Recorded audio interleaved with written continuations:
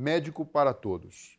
Existe uma doença que não é muito conhecida, ela é rara, mas pode trazer problemas graves de saúde. Eu me refiro à hipertensão intracraniana idiopática, também conhecida como pseudotumor cerebral. Cursa com dor de cabeça constante, alteração visual e que, se não for diagnosticada e tratada precocemente, pode inclusive levar à cegueira. Acomete principalmente mulheres de 20 aos 40 anos com sobrepeso, na porcentagem de 1 para cada 100 mil habitantes. Para a gente falar mais sobre esse assunto e entender a questão visual relacionada com todo esse processo, eu convido e recebo hoje aqui o Dr. Mário Monteiro, que é oftalmologista especialista no assunto. Olá, Dr. Mário, tudo bem? Boa tarde, tudo bem? Foi um prazer participar.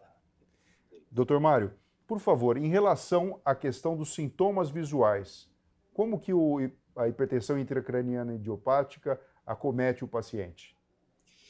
A hipertensão intracraniana idiopática, como você mencionou anteriormente, acomete o paciente causando cefaleia, náuseas e vômitos, que são sintomas que remetem a um processo neurológico, né? Uma afecção neurológica. No entanto, ela pode também ocasionar perda da função visual.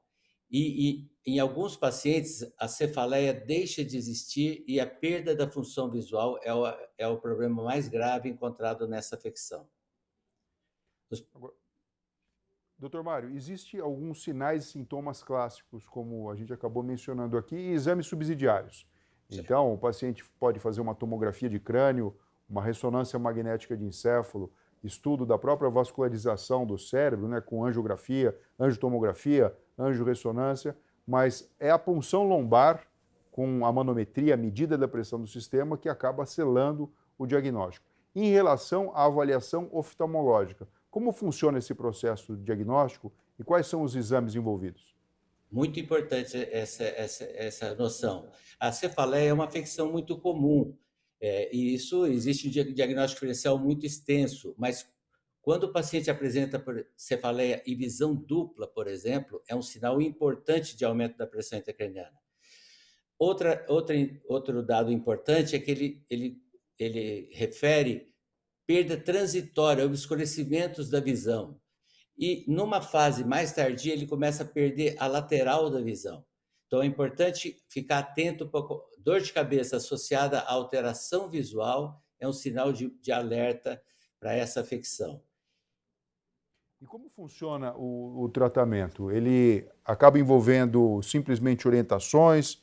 Existe algum medicamento específico ou todo caso de fato é cirúrgico? Na minha especialidade, a gente coloca a válvula, né? A derivação ventrículo-peritoneal ou a derivação lombo-peritoneal. Mas existem outros procedimentos.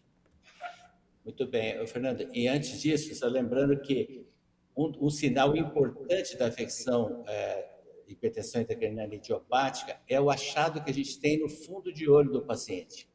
Os nervos ópticos estão conectados diretamente ao cérebro e o mesmo líquido que causa a pressão intracraniana aumentada no crânio e na medula, ele se transmite ao longo da bainha do nervo óptico, causando um inchaço no nervo óptico. Então, é fundamental que se faça um exame oftalmológico detalhado, medindo não só a acuidade visual, mas também o fundo de olho, mensurando esse papiledema. Existem métodos que você pode fotografar esse edema de papila, que é observado no fundo do olho, e mesmo quantificar essa perda neural.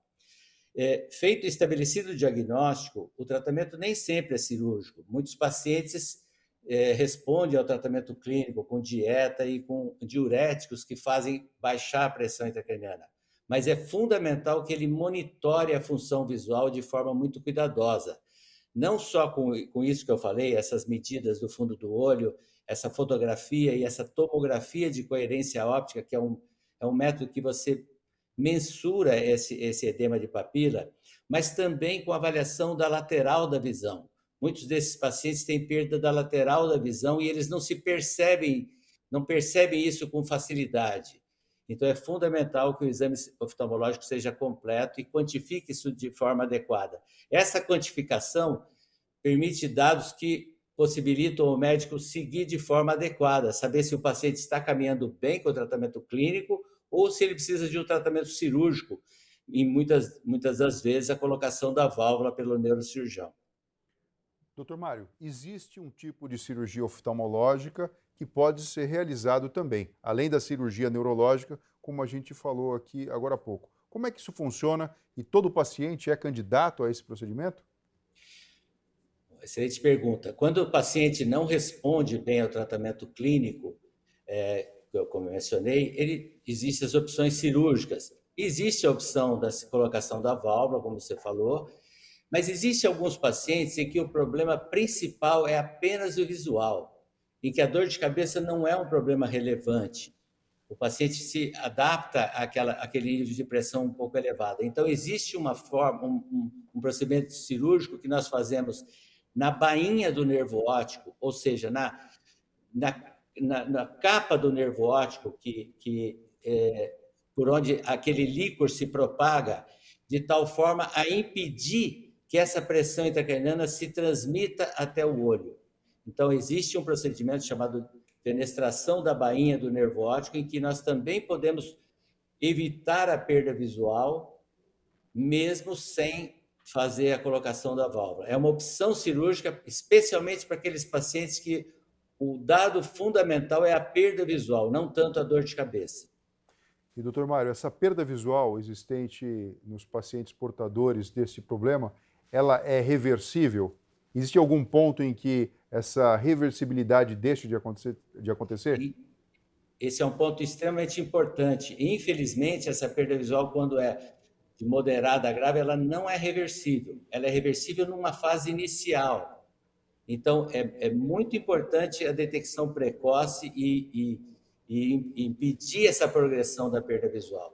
Como eu disse, muitos pacientes não se percebem que estão tendo essa perda até uma fase mais avançada, pois a afecção, a perda visual se inicia na lateral da visão e é difícil do paciente ter essa percepção, porque a lateral da visão é coberta pelos dois olhos, então, às vezes ele não tem essa percepção. Então, o recado é detecção precoce, tratamento precoce para reverter a perda visual inicial e impedir a perda visual irreversível nas fases moderadas e tardias da doença.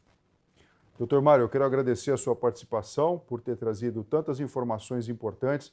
A gente sabe que os pacientes muitas vezes passam por diversos profissionais até conseguirem fazer o diagnóstico. Quando tem a dor de cabeça, isso pode funcionar como um aviso sentinela, apesar de ser um sintoma horrível, mas faz com que o paciente pelo menos procure o serviço de saúde. E quando a dor de cabeça não está presente, simplesmente sintoma visual, como o acometimento é mais periférico, a gente acaba se preocupando. Então, acho que é muito importante todos terem conhecimento de como funciona a detecção dos sinais e sintomas para prontamente procurar um profissional e ter o seu diagnóstico estabelecido. Muito bem. Muito obrigado, agradeço a participação. Obrigado. Muito obrigado, doutor Mário. Pessoal, até a próxima. Divulguem para todos esse conhecimento que é de utilidade pública.